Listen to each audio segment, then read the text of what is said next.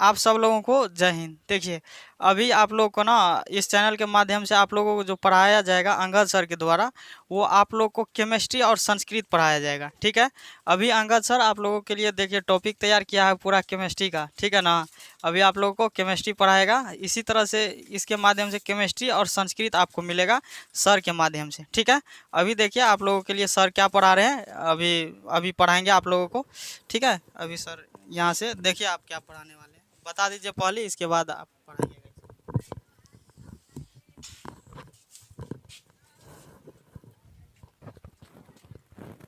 ठीक है।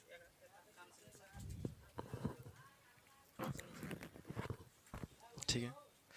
सही बच्चों को जय हिंद। मेरा नाम है अंगद कुमार और मैं आप लोगों को कक्षा 10वीं का और केमिस्ट्री का पहला चैप्टर आप लोगों को पढ़ाने वाला हूं, जो कि इम्पोर्टेंट है। हम पढ़ाने वाले हैं बोर्ड एग्जाम के इम्पोर्टेंट क्वेश्चन तुम लोग आप लोगों को पढ़ाने वाले हैं, जो कि वेरी वेरी इंपॉर्टेंट है। तो देखिए सबसे पहले है कि क्या केमिस्ट्री का पहला चैप्टर क्या नाम है? तो पहला चैप्टर का नाम है रासायनिक समीकरण एवं अभिक्रिया है। तो इसमें जो भी टॉपिक आता है पूछा जाता है कैसे क्वेश्चन, उस टाइप का हम लिए है क्वेश्चन। तो देखिए पहला पूछा जाता है कि रासायनिक समीकरण क्या है, रासायनिक समीकरण क्या है, और ये बहुत ही इजी है आप लोग पढ़ने के लिए, बहुत ही इजी मिलेगा। फिर यहाँ पे है रासायनिक समीकरण और प्रकार इसके क्या है ना, रासायनिक समीकरण के प्रकार कितने होते हैं वो भी आप लोग बताएंगे। फिर यहाँ पर रासायनिक अभिक्रिया क्या है। तो सबसे पहले देखिए रासायनिक समीकरण क्या होता है। तो रासायनिक समीकरण के बारे में जानते हैं तो इसको तीन ठो बात याद रख लीजिएगा। रासायनिक समीकरण के लिए इसके तीन ठो बात याद रख लीजिएगा। सबसे पहले देखिए इसको संकेतों एवं सूत्रों के द्वारा सूचित किया जाता है, बस दो ही ठो रख लीजिएगा, अच्छा रहेगा। दो ठो मान लेते हैं, संकेतों के द्वारा, संकेतों के द्वारा, और बात करते हैं दूसरी चीज क्या है, सूत्रों के द्वारा, सूत्रों के द्वारा। तो देखो देखिए रासायनिक समीकरण जो भी होगा तो क्या बोलेंगे, वैसे रासायनिक, क्या बोलेंगे, वैसी अभिक्रिया जिसको हम वैसी रासायनिक अभिक्रिया जिसको हम संकेतों और सूत्रों के द्वारा सूचित किया जाता है, जिसको हम क्या नाम देंगे, रासायनिक समीकरण नाम देते हैं। एग्जाम्पल आप लोग बताते हैं कि जैसे मान लेते हैं कि यहाँ पे ये है कार्बन, क्या है ये, कार्बन है। चलिए मान लेते ये है कार्बन, ये है कार्बन, फिर प्लस में मान लेते हैं ऑक्सीजन, ये क्या है, कार्बन है, और यहाँ पे क्या है, ऑक्सीजन है। तो कार्बन को हम संकेतों के द्वारा सूचित करेंगे। इसका संकेत क्या होता है कार्बन का, तो बात करते हैं कार्बन का संकेत जो भी होता है ना, इसका होता है सी। देखिए कार्बन को हम क्या चीज़ से डिनोट किए हैं, क्या चीज़ से सूचित किया है, तो सी से। और बात करते हैं ऑक्सीजन को, और जब भी ऑक्सीजन आएगा, ऑक्सीजन आएगा तो ये क्या लेता है, O2 लेकर आता है। ऑक्सीजन जब भी आएगा तो क्या आता है, मतलब ऑक्सीजन गैस के रूप में रहता है और ये आता है O2 के रूप में। तो देखिए कार्बन को हम संकेत के रूप में लिखे हैं सी, और ऑक्सीजन क्या लिखे, O2। तो यही जो बनेगा ना, क्या बन जाएगा ये, CO2। देखिए कार्बन को हम संकेत के रूप में लिखे हैं, ऑक्सीजन को हम क्या लिखे हैं, संकेत के रूप में लिखे। और बात करते हैं इसका क्या नाम हो जाता है, कार्बन डाइऑक्साइड, कार्बन डाइऑक्साइड हो जाता है, कार्बन डाइऑक्साइड। तो देखिए कार्बन डाइऑक्साइड का सूत्र क्या हो जाएगा, CO2। तो बस यही कहता है कि रासायनिक समीकरण होता है क्या, कि वैसे रासायनिक अभिक्रिया जिसको हम संकेतों और सूत्रों के द्वारा डिनोट किया जाता है, संकेतों और सूत्रों के द्वारा सूचित करते हैं, उसको हम क्या नाम देंगे, रासायनिक समीकरण नाम देते हैं। बस यही है, समझ गए आप लोग। फिर यहाँ देखिए रासायनिक समीकरण के प्रकार कितने होते हैं। रासायनिक समीकरण के दो प्रकार होते हैं। रासायनिक समीकरण कितने प्रकार, दो प्रकार होते हैं।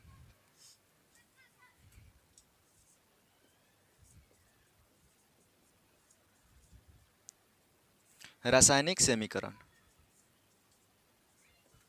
इसका होता है दो प्रकार। पहला प्रकार होता है, देखिए यहाँ पे पहला प्रकार होता है संतुलित, संतुलित, और दूसरा होता है असंतुलित।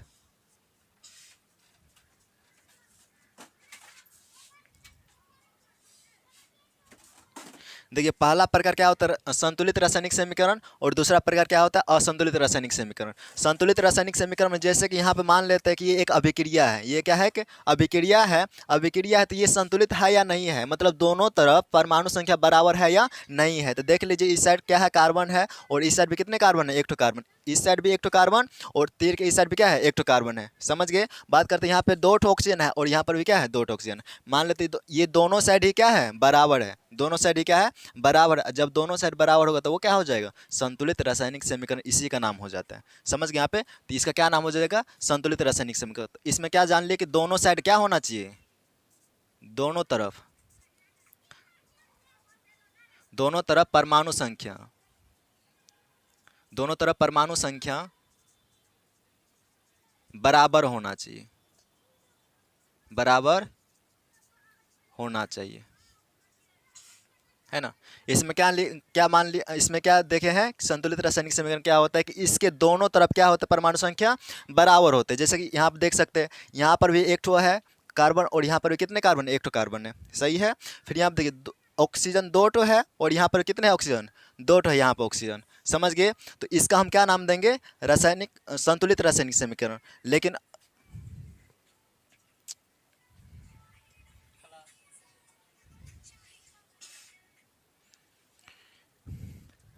इसको एडिटिंग कर दीजिए। अब देखिए यहाँ पे मान लेते हैं, अब चलते हैं असंतुलित रासायनिक समीकरण में। तो जस्ट इसका अपोजिट होता है, इसमें दोनों तरफ का परमाणु संख्या बराबर होगा, लेकिन इसमें दोनों तरफ का परमाणु संख्या बराबर नहीं होगा। देखिए असंतुलित रासायनिक समीकरण किसे कहते हैं, इसका दोनों तरफ क्या होता है, इसका दोनों तरफ परमाणु संख्या असमान होता है, मतलब बराबर नहीं होगा। तो इसका दोनों साइड क्या होने वाला है,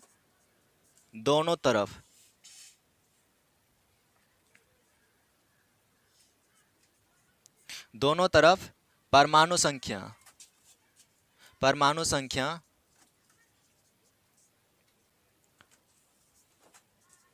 समान नहीं होगा, समान नहीं होगा।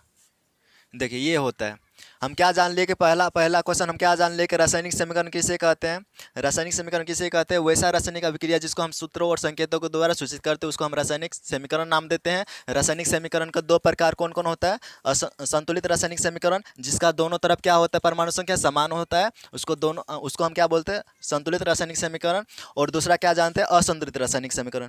तो असंतुलित रासायनिक समीकरण में क्या होता है कि इसका दोनों तरफ का जो परमाणु संख्या होता है वो असमान होता है, मतलब बराबर नहीं होता है। तो देखिए क्वेश्चन किस तरह से पूछता है, बोर्ड मास का देखिए, बोर्ड कैसे पूछता है। रासायनिक समीकरण क्या है, रासायनिक समीकरण क्या है,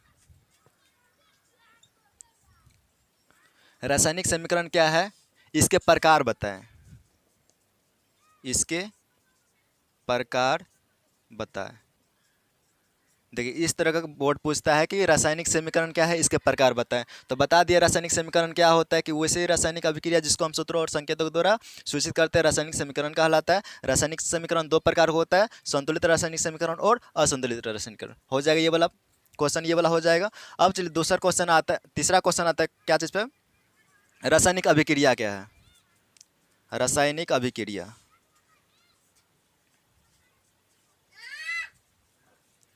रासायनिक अभिक्रिया क्या है, तो देखिए रासायनिक अभिक्रिया में ये होता है कि वैसे रासायनिक समीकरण या वैसे रासायनिक समीकरण जिसको इसमें बोला जाता है कि दो या दो से अधिक पदार्थ या दो या दो से अधिक तत्व मिलकर भिन्न गुण वाले एक या एक से अधिक पदार्थ का निर्माण करते हैं, उसको हम क्या नाम देंगे, रासायनिक अभिक्रिया नाम देंगे। समझ गए यहाँ पे, इसमें क्या होता है कि भिन्न गुण वाले नए पदार्थ का निर्माण करता है, भिन्न गुण वाले एक नए पदार्थ का निर्माण करता है, एक या एक से अधिक पदार्थ का निर्माण करता है।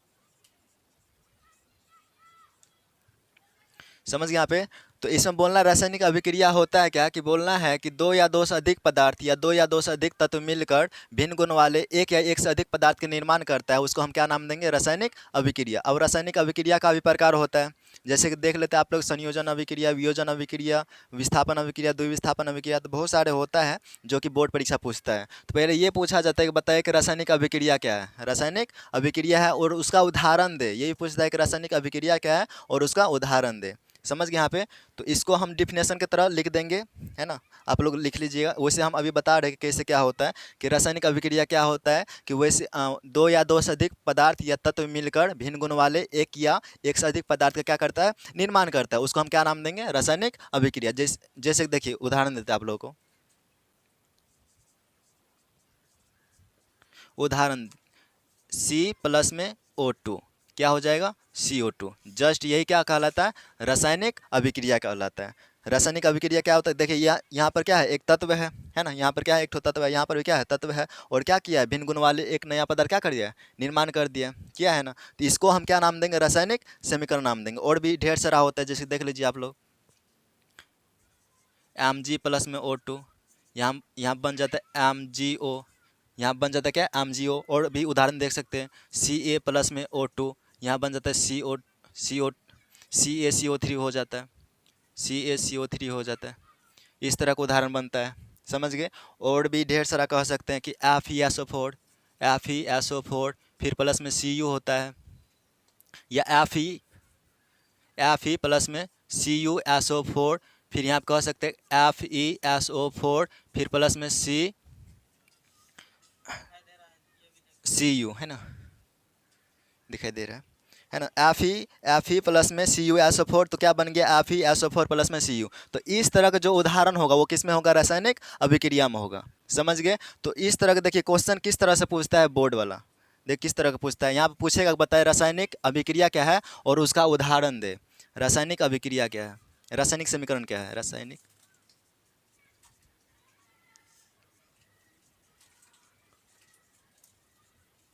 रासायनिक अभिक्रिया क्या है,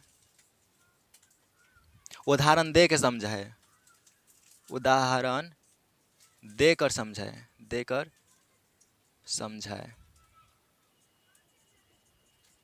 उदाहरण देख समझाए। देखिए इस तरह का क्वेश्चन पूछता है बोर्ड वाला कि रासायनिक अभिक्रिया क्या है, उदाहरण देकर समझाए। समझ गए आप लोगों को, 3 ठो क्वेश्चन बन गया। पहला क्या हो जाएगा, रासायनिक समीकरण क्या होता है, फिर रासायनिक समीकरण कितने प्रकार है, फिर रासायनिक अभिक्रिया क्या है, समझ गए। तो आप लोग ये क्वेश्चन वाला नोट कर लीजिएगा, रासायनिक समीकरण क्या है, इसका उदाहरण दे। पूरा इजी तरीका से है, मतलब इजी डिफिनेशन में है, आप लोग तुरंत याद हो जाएगा। ये नहीं कि बड़ा बड़ा में है जो कि हम लोग याद करने में बहुत ही मुश्किल लगेगा, आसान भाषा में आराम से याद हो जाएगा। तो रासायनिक समीकरण क्या है, रासायनिक अभिक्रिया, रासायनिक समीकरण के प्रकार कितने होते हैं, फिर रासायनिक अभिक्रिया क्या होता है। तो इस तरह का आप लोग देख सकते हैं, समझ गए। तो जितना भी आप लोग पढ़ाए हैं कि आप लोग समझ में आ चुके होंगे, है ना, आप लोग समझ में आसानी से आ चुके होंगे। जितना भी पढ़ाए हैं, मतलब जिस तरह से बोर्ड परीक्षा पूछा जाता है, बोर्ड परीक्षा पूछता है, उस तरह का आप लोग क्वेश्चन भी करवा दिए, और कॉपी में आप लोग लिख लीजिए और याद भी इसको कर लीजिए। याद तो मतलब रिवीजन तो हो ही जाएगा वैसे। तो लंबा, मतलब वीडियो लंबा हो रहा है, इसीलिए हमको काटना पड़ रहा है।